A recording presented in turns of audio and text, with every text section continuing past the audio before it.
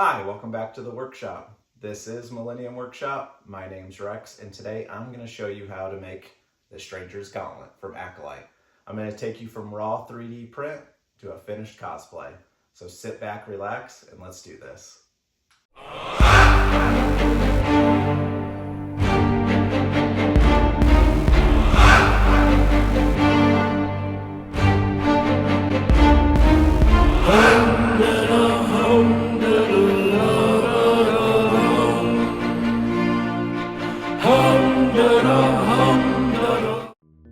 Alright, so now it's time to get started. So, you know me, my favorite part of all 3D printing is watching the print grow.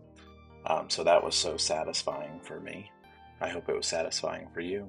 So now what we're going to be doing is we're going to be getting rid of all of the supports. These come off super easy. They do take a little bit of work, so make sure you have your snips or some needle nose pliers. Anything will help. I've even used keys and scissors before because I was desperate because I lost my snips. So now what I'm going to do is I'm going to use a soldering iron to kind of smooth out the edges. Any part that's going to be getting close or touching the skin or potentially could touch the skin, we want to get that as smooth as possible. And this is a nice, easy way to help speed up the process instead of doing a bunch of sanding, where you can actually get beautiful results just by kind of sculpting it. You're going to notice when I flip over the gauntlet, you're going to notice that I'm going to be doing that, kind of re-sculpting that little button right there.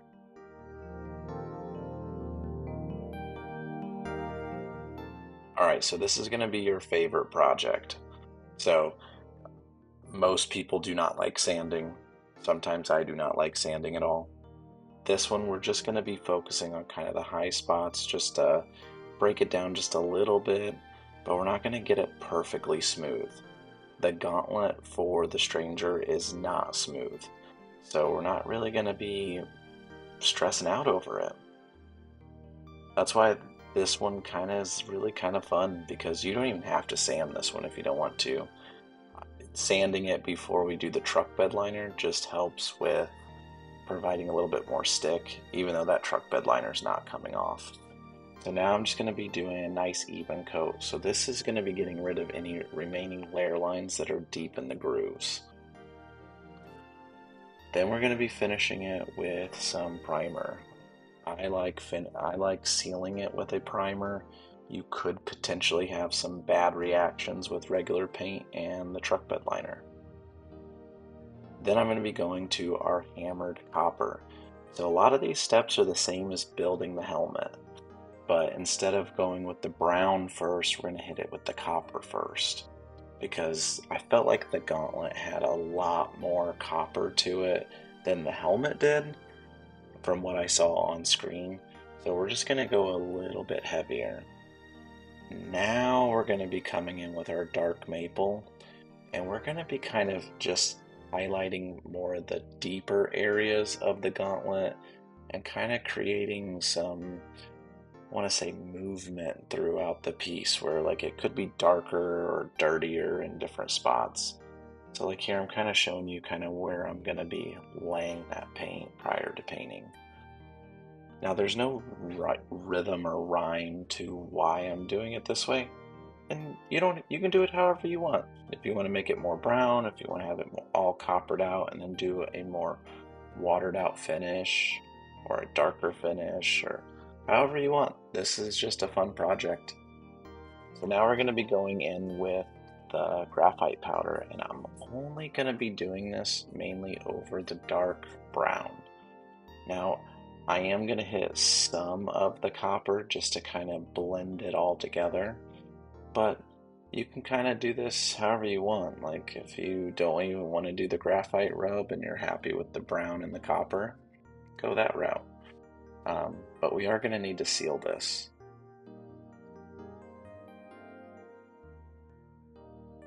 So I'm going to be sealing it with a satin clear. You can use a matte clear. I kind of go back and forth between both clear coats. Sometimes I prefer the matte. I had this one on hand and I thought it turned out pretty good. Now, once it is dry, I'm going to be going in and masking off the upper details, which are kind of like buttons. It almost looks like it was pieced together. Not really too sure what they're for, but it does look cool. But it doesn't matter whether it's the Pew Pew Craft file or the Mystery Maker file, they both have this on there. So just take this off, and then what we're going to do is we're going to hit it with a matte uh, or a flat or a primer black.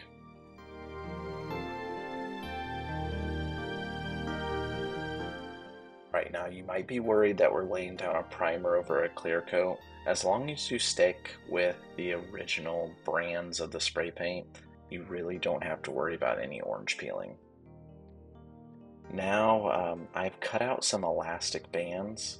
So what my goal is here is I'm going to try to make this so that you can kind of stretch it apart so that when your hand goes through the gauntlet, it'll clear through the front, and then once you pull it down over your forearm, it kind of tightens back down.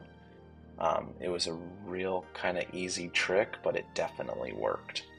So I'm also going to be laying down some memory foam on where the upper forearm is because I don't have the biggest forearms in the world, but I also want it to be still comfortable at the same time.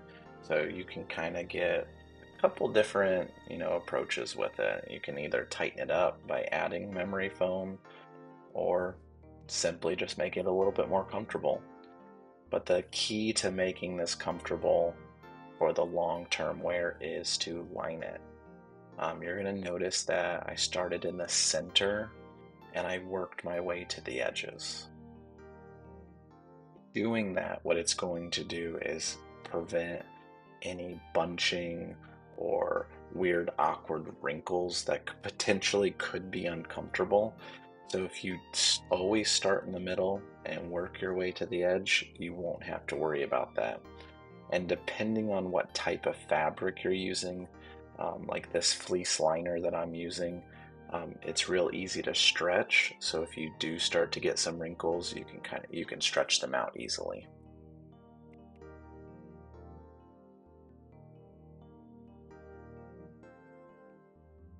All right, so now it's time to trim. So we got the first gauntlet done. We're gonna just basically just outline it and try to keep your cuts as straight as possible. There's no real measuring when it comes to doing this. That is overthinking it. So we're just making this as easy as possible. Glue it in, smooth it out, straight cuts.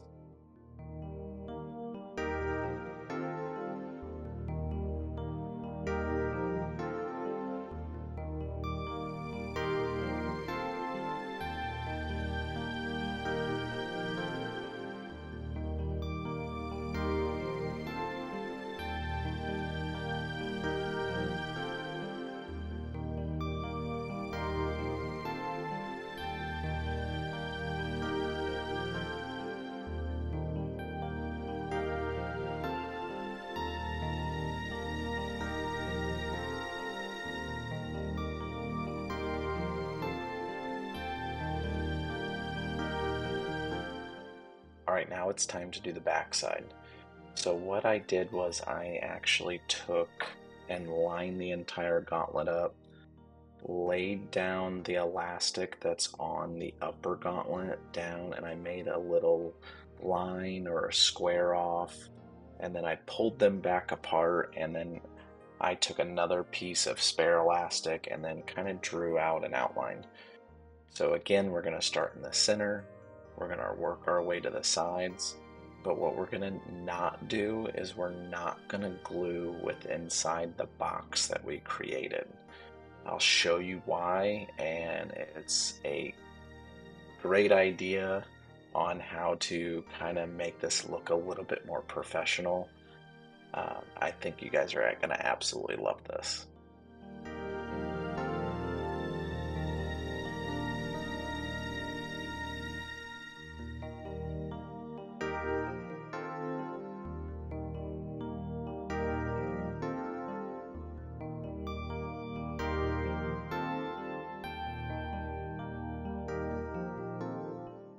Alright, now since we did not glue down the fabric where those boxes are, we're going to go in and lift up that fabric and make relief cuts all the way down. Do not cut this off unless you want to, but if you don't cut it off, what we're going to be able to do is when we put the gauntlet together, we're going to be able to glue the elastic down, and then we're going to be able to take that fabric flap that we made and we're going to be able to lay it back down over the elastic band and glue it down and secure it. So it's going to be creating a little bit more, one, it's going to look better, and two, a little bit more security on holding that elastic band in place so it doesn't move or pull away. You know, you have an upper layer of glue and a lower layer of glue holding that elastic in now.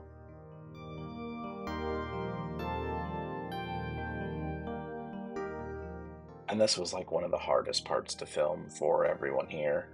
If you've made it this far, thank you. But I know you're not going to regret going the extra little step on, you know, just hiding the elastic band. Because, I mean, sometimes, you know, a good prop is just how well you can hide things. How well can you hide a layer line that you couldn't get with, you know, weathering or damaging or adding texture. And it's just kind of going to, you know, that next step and, you know, completing that finishing that can really finish it and make it feel like it was professionally done. And if this, you know, has really helped you, you know, please like and subscribe to the channel if you're not already subscribed. It really does help out.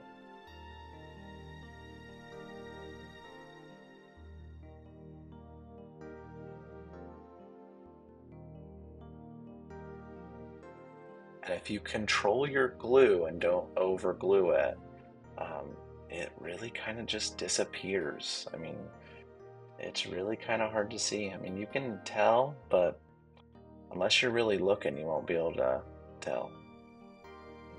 Alright, so now it's time for everyone's favorite part, weathering. So I'm using a lamp black oil paint.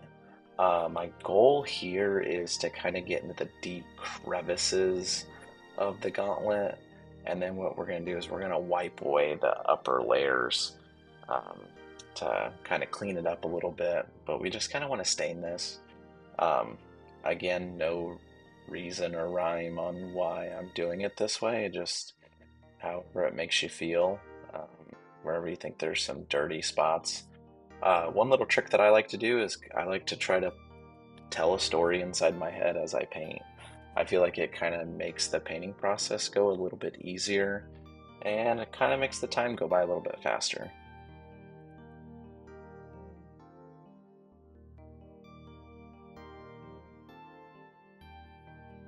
Alright, now we're going to be using some silver rub and buff. We're also going to be using some gold leaf rub and buff. You can also use, it's called European gold. That is a little bit of a darker gold.